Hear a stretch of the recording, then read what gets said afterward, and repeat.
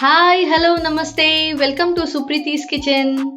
ఇవాళ మనం చేసుకోబోయే రెసిపీ నవరత్న మిక్చర్.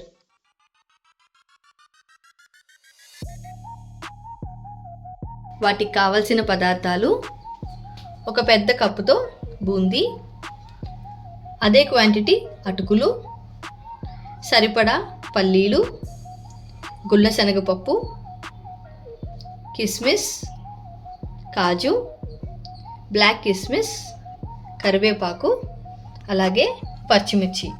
నేను పచ్చిమిర్చి అనేవి చీల్చి పెట్టుకున్నానండి.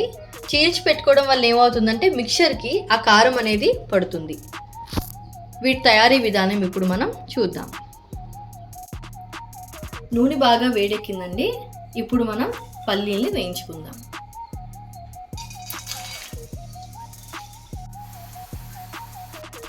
ఇప్పుడు జీడిపప్పు, కిస్మిస్, అలాగే బ్లాక్ కిస్మిస్, ఆ మూడింటిని కూడా మనం వేయించుకుందాం.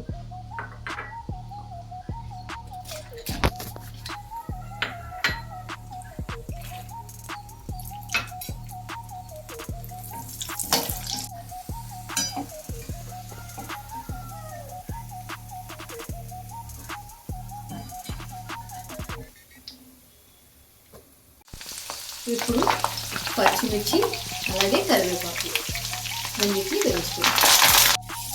ఇప్పుడు ఆఖరిని అటుకులు మనం వేయించుకుందాం.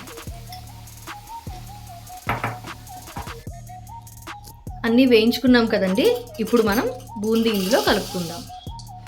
అలాగే గుల్ల శనగపప్పు కూడా వేసుకుందాం. ఇందులోకి రుచికి తగినంత ఉప్పు, అలాగే మనం కొంచెం పంచదార కూడా యాడ్ చేసుకోవాలండి టేస్ట్కి.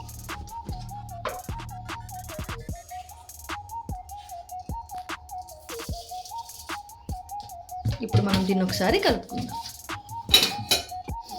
ఇదిగోనండి, ఎంతో టేస్టీగా కలర్ఫుల్గా చూడడానికి ఉంది కదా మీకు.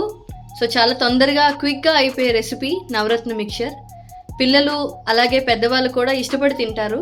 టీ టైంకి బెస్ట్ అని చెప్పొచ్చు ఈ స్నాక్స్ అనేవి. సో ఈ రెసిపీ మీకు నచ్చింది అనుకుంటున్నాను.